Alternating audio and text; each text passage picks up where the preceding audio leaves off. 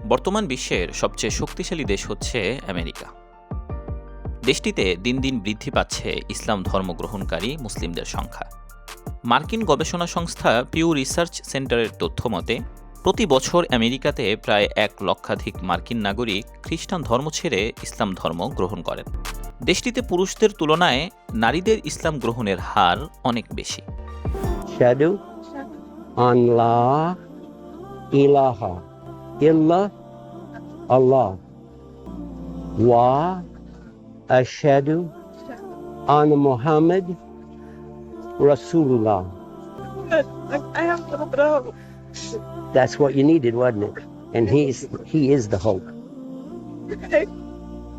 তাছাড়া বর্তমান মার্কিন প্রেসিডেন্ট ডোনাল্ড ট্রাম্পের ছোট মেয়ে টিফানি ট্রাম্প ইসলাম ধর্ম গ্রহণ করেছেন।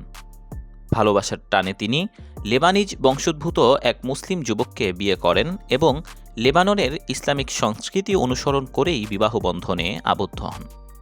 যুক্তরাষ্ট্রে বর্তমানে ইসলাম তৃতীয় বৃহত্তম ধর্ম। মার্কিন গবেষণা সংস্থা পিউ রিসার্চ সেন্টারের তথ্য অনুযায়ী 2040 সালের মধ্যেই যুক্তরাষ্ট্রে মুসলিম জনসংখ্যা ইহুদিদের ছাড়িয়ে যাবে। এর প্রধান কারণ হল মার্কিন নাগরিকদের মধ্যে ক্রমবর্ধমান ইসলাম ধর্মগ্রহণের হার এবং মুসলিম দেশগুলো থেকে অভিবাসন। এই দুই কারণেই মূলত আমেরিকাতে দ্রুত মুসলিম জনসংখ্যা বৃদ্ধি পাচ্ছে। তাছাড়া আমেরিকার নিউ ইয়র্ক শহরের বর্তমান মেয়র জোহরান মামদানিও একজন মুসলিম। সাম্প্রতিক মেয়র নির্বাচনে তিনি ব্যাপক ভোটে জয়ী হয়ে মার্কিন রাজনীতির আলোচনার কেন্দ্রবিন্দুতে আসেন। আমেরিকার ইতিহাসে এটিই ছিল কোনো মুসলিম প্রার্থীর মেয়র হিসেবে সর্বপ্রথম বিজয়। জোহরান মামদানির বিজয়ে বাংলাদেশিদের গুরুত্বপূর্ণ ভূমিকা ছিল। তিনি তার বিজয়ী ভাষণেও এই অবদানের স্বীকৃতি দেন।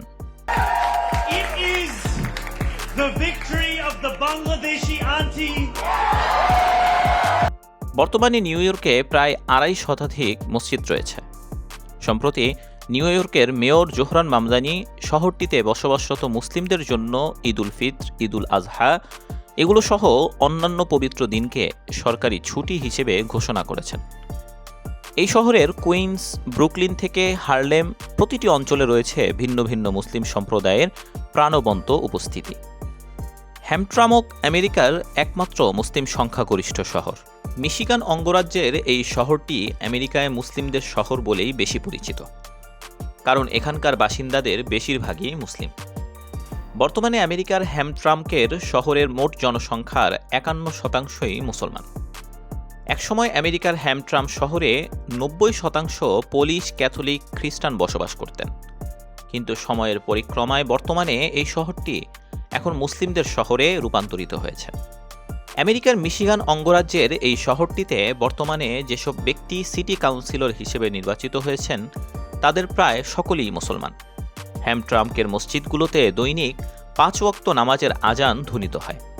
সর্বশেষ আদমশুমারিতে দেখা গেছে হ্যামট্রামকে আরবদের সংখ্যা 23%, বাংলাদেশি 19% এবং বসনিয়া ও অন্যান্য মুসলিম প্রায় 9%।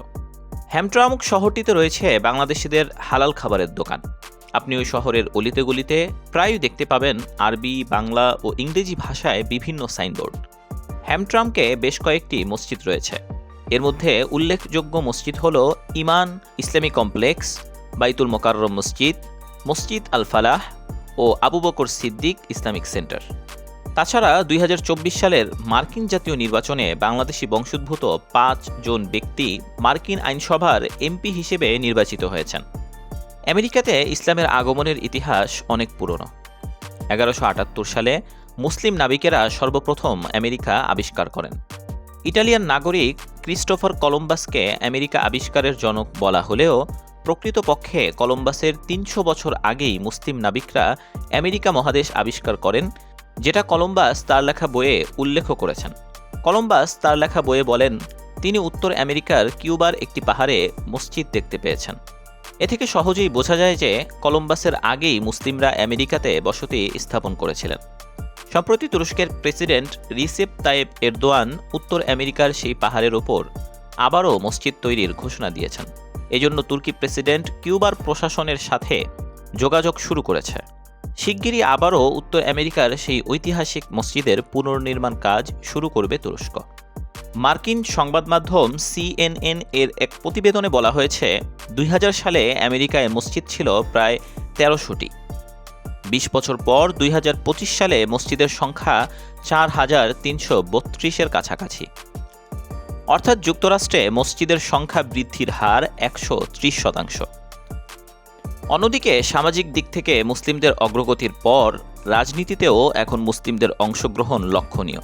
2000 সালের পূর্বে আমেরিকায় কোনো মুসলিম কংগ্রেসম্যান বা কংগ্রেস ওমেন ছিলেন না, কিন্তু এখন 2 জন সক্রিয় কংগ্রেস ওমেন রয়েছেন, যার মধ্যে একজন হচ্ছেন সোমালিয়ান বংশোদ্ভূত ইলহান ওমর, অপর একজন হচ্ছেন ফিলিস্তিন বংশোদ্ভূত রশিদা তালিব। মার্কিন যুক্তরাষ্ট্রের আইনসভা এই 2 সিনেটর ফিলিস্তিনিদের অধিকার আদায়ে জোরালো ভূমিকা পালন করে যাচ্ছে। তাছাড়া আমেরিকার চিকিৎসক, বিজ্ঞানী, শিল্পী থেকে শুরু করে বিভিন্ন পেশায় মুসলিমরা জায়গা করে নিতে শুরু করেছেন। এছাড়া 2024 সালে মুসলিমদের প্রতি ঘৃণা থেকে সৃষ্ট অপরাধ কমেছে 42%। মার্কিন সমাজে মুসলিমদের গ্রহণযোগ্যতা ক্রমেই বাড়ছে। শুধু তাই নয়, প্রতি বছর উল্লেখযোগ্য সংখ্যক মার্কিনই ইসলাম ধর্ম গ্রহণও করছেন, যার প্রভাব পড়ছে দেশটির অর্থনৈতিক বাজার ব্যবস্থাতেও। আমেরিকায় হালাল খাদ্য শিল্প এখন দ্রুত হারে বেড়ে উঠেছে। একই সঙ্গে আমেরিকায় হালাল খাদ্য শিল্প দ্রুত গতিতে সম্প্রসারিতও হচ্ছে। 2016 সালে যেখানে হালাল মার্কেটের আকার ছিল মাত্র $20 বিলিয়ন, সেখানে 2026 সালে এসে তা দাঁড়িয়েছে $734 বিলিয়ন। ধারণা করা হচ্ছে 2032 সালে এই বাজার $1.5 ট্রিলিয়ন ছাড়িয়ে যাবে। যুক্তরাষ্ট্রের সঙ্গে বাংলাদেশের বেশ ঘনিষ্ঠ সম্পর্ক রয়েছে। এছাড়া যুক্তরাষ্ট্রের জাতীয় রাজনীতিতেও গুরুত্বপূর্ণ জায়গা করে নিচ্ছেন বাংলাদেশিরা। 2024 সালের মার্কিন জাতীয় নির্বাচনে 5 জন বাংলাদেশি মুসলিম প্রার্থী সিনেটর হিসেবে নির্বাচিত হয়েছেন। তাছাড়া বাংলাদেশের সবচেয়ে বড় রপ্তানি গন্তব্য হচ্ছে মার্কিন যুক্তরাষ্ট্র। 2022-23 অর্থবছরে বাংলাদেশ যুক্তরাষ্ট্রের কাছে প্রায় $10 বিলিয়ন পণ্য রপ্তানি করেছে। 1991 সালে বাংলাদেশে ম্যারিয়েন নামক ভয়াবহ ঘূর্ণিঝড়ে প্রায় 1,38,000 মানুষ প্রাণ হারান, আর উপকূলীয় এলাকায় প্রায় 1 কোটি মানুষ মারাত্মকভাবে ক্ষতিগ্রস্ত হন। এই সংকটকালে বাংলাদেশকে সহায়তা করার জন্য সবার প্রথম এগিয়ে আসে মার্কিন যুক্তরাষ্ট্র। তখন মার্কিন সেনাবাহিনী, নৌবাহিনী এবং বিমান বাহিনী মিলিয়ে প্রায় 7,000 সদস্য বাংলাদেশে উদ্ধার অভিযানে অংশগ্রহণ করে। এই অভিযানকে তারা নাম দেয় অপারেশন সি অ্যাঞ্জেল, যা মার্কিন ইতিহাসে এখন পর্যন্ত পরিচালিত সবচেয়ে বড় উদ্ধার অভিযান হিসেবে পরিচিত। যুক্তরাষ্ট্রের খ্যাতনামা থিঙ্ক ট্যাঙ্ক র্যান্ডের 1994 সালের গবেষণা অনুসারে যুক্তরাষ্ট্র সঠিক সময়ে সহায়তার কারণে কমপক্ষে 2 লাখ মানুষ প্রাণে বেঁচে গিয়েছিল। পাশাপাশি প্রতি বছর হাজার হাজার বাংলাদেশি শিক্ষার্থী আমেরিকায় শিক্ষা গ্রহণের সুযোগ পাচ্ছেন। তো বন্ধুরা, আপনার কি মনে হয় বাংলাদেশের সঙ্গে যুক্তরাষ্ট্রের সম্পর্ক আরও গভীর করা উচিত?